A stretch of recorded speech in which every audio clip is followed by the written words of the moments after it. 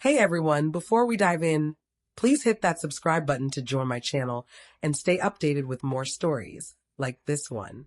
A sudden ping from my phone broke my concentration as I opened our family group chat. My thumb froze mid-swipe, a warm flush creeping from my heart to my fingertips.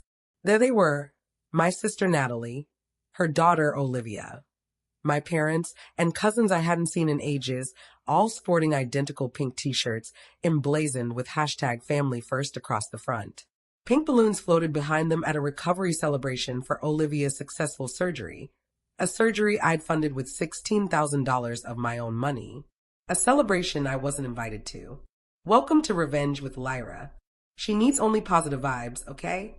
Please don't come. That's what Natalie texted when I asked about visiting Olivia.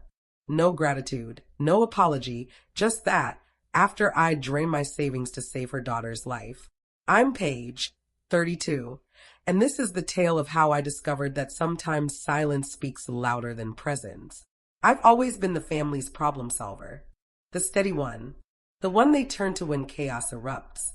The one who picks up the phone at 2 a.m. when Natalie's voice trembles with tears, explaining Olivia's urgent surgery and the insurance gap. The one who races to the bank, empties her emergency fund, and hands it over without a second thought, because family always comes first. That night, staring at photos of a cake inscribed with "Our Miracle Girl" and a banner praising divine guidance through tough times, my throat tightened. I'd spent the prior week weeping outside the ICU while Natalie was too fragile to show up. I'd fibbed to my landlord about late rent. I'd eaten instant noodles daily to stretch my dwindling funds. Yet, I was labeled negative energy. I didn't fire back with a snarky text or call my mom to vent. Instead, I used my emergency credit card, reserved for true crises, to book a one-way ticket to a quiet coastal town, switch my phone to airplane mode, and strolled barefoot along a deserted beach the next morning. For the first time in years, perhaps ever, I inhaled deeply and thought, let them feel my absence. They noticed 5 days later when the hospital flagged a suspended account.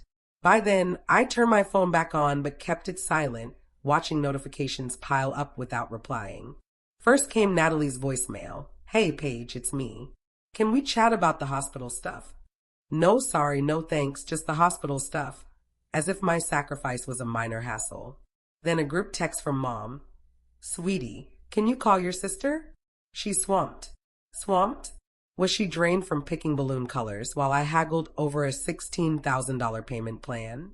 I stayed silent, watching the messages stack like toppling dominoes.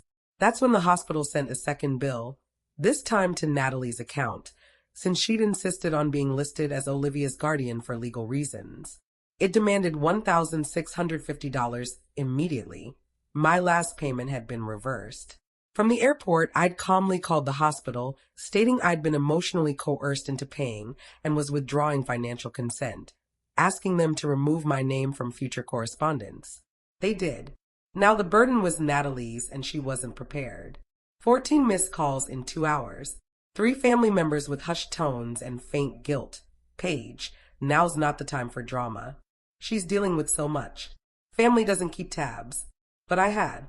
I tracked every unreturned dollar loaned, every weekend spent babysitting Olivia for Natalie's me time, every rent payment I covered while they shared vacation selfies. Now, my silence roared louder than my presence ever had. I didn't vanish out of spite. I stepped back to see who'd noticed the load I'd carried, and it was crashing down on them fast. By day 5, it wasn't just Natalie reaching out. Her fiancé Brandon, her best friend, then a stranger's message request. "Hi, Paige, I'm Rachel, handling kids' party bookings in Sunnydale. There's an issue with the final payment." My stomach nodded as I read it. A children's recovery party with a $2,300 catering bill, balloons, and a magician, all charged to the credit card I'd canceled mid-flight. They'd booked it without asking, assuming I'd cover it. Now vendors demanded payment, and the venue threatened legal action. Everyone realized the Bank of Paige was closed. Then came the gut punch, a hospital charity blog post featuring Olivia, smiling in recovery, with a caption lauding her aunt's incredible generosity for giving her a second chance. It went viral locally. Suddenly, I was in the spotlight, not for drama, but for quiet kindness. Local news contacted me. My old high school teacher sent flowers. My landlord knocked $100 off my rent with a thank you note. Natalie? Humiliated. Comment sections praised me. Not her, not our parents. She called, sobbing. You made me look like a bad mom. My response was calm, Icy. You managed that on your own. That's when she uttered words I'd never heard in 30 years as sisters. Please help me. I returned home 2 days later, needing that brief escape to clear my mind, though I still kept my distance from Natalie and my parents. After sorting rent issues with my landlord, I settled back into my apartment. But I wasn't done uncovering their audacity. What arrived next wasn't a thank you note. It was a summons.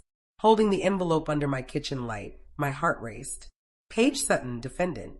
Case hashtag 8429CV. Breach of verbal contract, filed by Natalie, claiming emotional damages and financial sabotage for canceling payments I'd allegedly agreed to cover. She said I caused her public shame and endangered Olivia's health. My hand shook, not from fear, but from a deeper realization. This was their game, manipulation dressed in fine clothes. I contacted a pro bono women's legal clinic, found via an online search for affordable aid. They reviewed the claim and chuckled.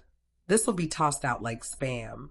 Still, I prepared, gathering texts, voicemails, invoices, bank records, and the viral hospital post. 3 weeks later, at the hearing, Natalie appeared in pearls, tears streaming, lamenting betrayal and broken sisterly bonds. The judge, an older black woman with silver hair and a piercing stare, listened quietly before turning to me. Miss Sutton, your response? I stood, composed, not angry. I didn't abandon my niece. I funded her life-saving surgery. But I'm done paying for their exploitation. The judge gave a sharp nod. Case dismissed. Plaintiff, reconsider what family means. Natalie sobbed again, but no one followed her out, not even Mom. Outside, the sun warmed my face. A voicemail from an unfamiliar hospital nurse waited. Paige, I don't know what you did, but Olivia's recovery is ahead of schedule. She keeps asking for you. That was the only victory I needed. For days post-hearing, Mom appeared at my door. Not emotional, just weary, a silk scarf like a truce flag. No fighting, she said. Just talk. I didn't budge. She pulled a folded paper from her purse, a GoFundMe she created for Olivia's recovery, raising $12,000 using my name, story, and photo without permission. I didn't mean for it to go viral, she muttered. People cared. It helped. I stared. You used me to raise money and didn't tell me. She flinched, then justified. It was for Olivia. You said you were done helping. I said I was done being used. I cut in. Big difference. She pleaded with me not to report it, worried about looking like scammers. I took the paper, folded it deliberately, and said, You already managed that. Her tears were meant to sway me, but I didn't waver. I shut the door, called GoFundMe support, reported the misuse with screenshots and proof. The campaign was frozen within hours, donations redirected to Olivia's hospital account. That night, Olivia messaged, Auntie P, Mom's crying again. But I told her I'm proud of you. You're the only one who shows up for real. I sat with the quiet, the pain, the unexpected calm. But I wasn't done because someone else had tapped that campaign and I was about to uncover who. An email arrived. Urgent GoFundMe press inquiry. A journalist, tipped off by a hospital source about odd fundraising activity, questioned the now-deleted campaign, noting its link to a local real estate business, Westview Realty LLC, Brandon's company. My hand trembled as I checked my banking app, cross-referencing the wire I'd sent the hospital. The account number didn't match the hospital's billing records. They'd rerouted funds through clever changes, likely paying just enough to keep me quiet while pocketing the rest. It wasn't about Olivia anymore. It was about profiting off compassion. Suddenly, the uninvited party and cold shoulders made sense. I wasn't bad energy. I was inconvenient for noticing money trails. That night, I sent a letter to the district attorney's office with all the evidence. The silence that followed was heavy, like the calm before thunder. By morning, it broke. Mom stood at my door, no warning, her smile brittle, knowing the truth was closing in. She didn't ask to enter, just walked to my kitchen, poured water, and sat like she still had control. I heard about the letter, she said, voice thin. I stayed quiet. It's not what you think. Brandon made choices, but we were protecting you. You're too sensitive. How'd you know about the letter? I asked, suspicious. She looked away. The DA called Brandon this morning. They're serious. I nearly laughed. Sensitive?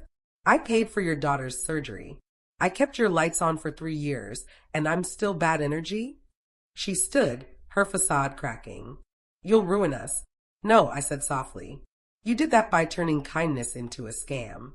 She opened her mouth, but a knock interrupted.